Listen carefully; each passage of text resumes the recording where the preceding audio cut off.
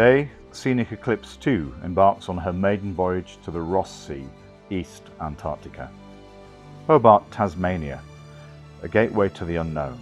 For over 2 centuries, this quiet harbour has launched countless voyages into the heart of the most hostile and mysterious wilderness on Earth, Antarctica. This place has been the starting point for many true Antarctic explorers, and their spirits feel like they've lingered here, watching over those of us who follow.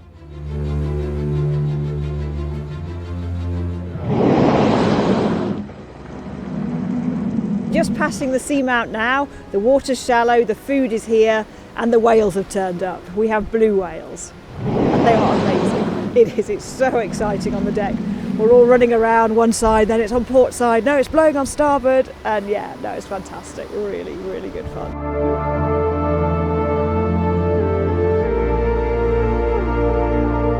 So today we're officially the southernmost ship in the world. As you'll see behind me, we've got Ross Island, huge volcanoes there, Mount Terra and Mount Erebus, named in the 1830s by James Clark Ross, who gave his name to this sea and the ice shelf that stretches out for hundreds of miles in each direction behind me, the largest ice shelf in the world. As we look out the window here from the bridge, we can see that the hut at Cape Evans is ice-free. That gives us a tremendous opportunity to visit Scott's Terra Nova hut.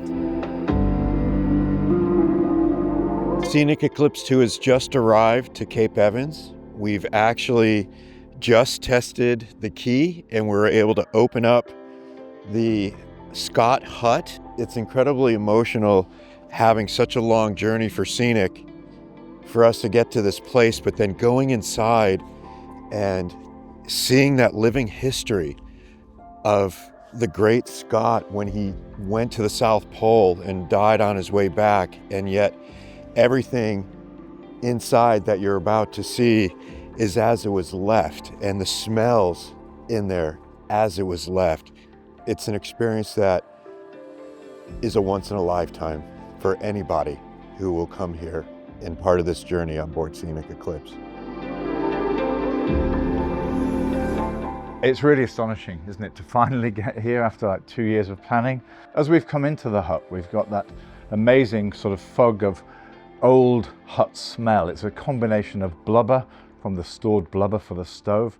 It's quite frankly men's socks and sweat. It's the beds. It's also the vague smell of the ponies and their fodder. It really adds to the sense of the history of this place. And it's such a privilege to be here and bringing guests at any level, but particularly for Scenic, with it being our first Ross Sea trip. And makes me very, very proud of the team and pleased to be the one to lead it. We came out on the deck for a photo earlier, and then since then it's been non-stop action. We had emperor penguins, we had Adelie penguins, we had seals, we had minke whales, and then we had non-stop orcas!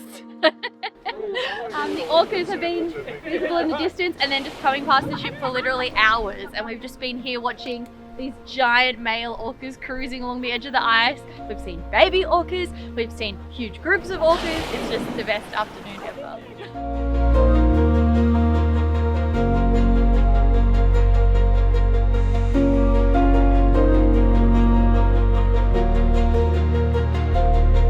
Today we're trying something really unique, which is our opportunity to get to the dry valleys. This incredible structure of valleys discovered way back by Captain Scott in 1901.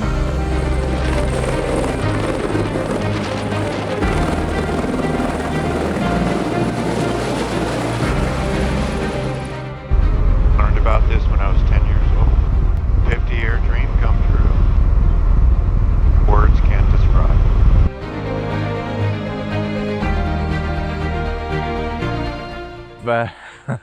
We've landed in the dry valleys. It's just unreal experience. Having worked in Antarctica for 30 years now, seeing this place, the closest place we have to another planet, in the sense that it's been arid now for more than 2 million years. It's a completely bizarre landscape, barely any evidence of moss or algae, and just this stunning backdrop of arid dry valleys looking towards the ocean over there. That's to the east. And to think that no water or snow has fallen here for 2 million years is just incredible. Antarctica is almost entirely buried in ice. This is one of the very, very few spots where you can see the bedrock that makes up this continent. We're surrounded by rock here that's almost 1 billion years old. It marks the basement of mountains that have been gone for hundreds of millions of years.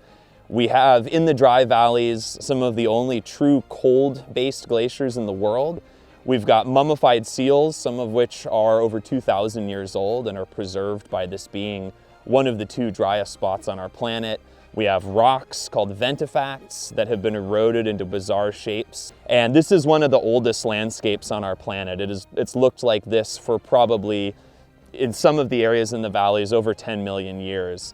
And the rocks that we're standing on here were put here actually by the Ross Ice Shelf when it was larger. It pushed up the valley, dumped these where we see them now, and they've sat here ever since. Antarctica remains one of the last truly wild places on Earth. Explorers before us carved a path into the unknown, and now it is our turn to leave a message for those who will follow. We all share a responsibility to protect this frozen frontier, and just as the wind carries the whispers of those who came before, it will carry our stories too.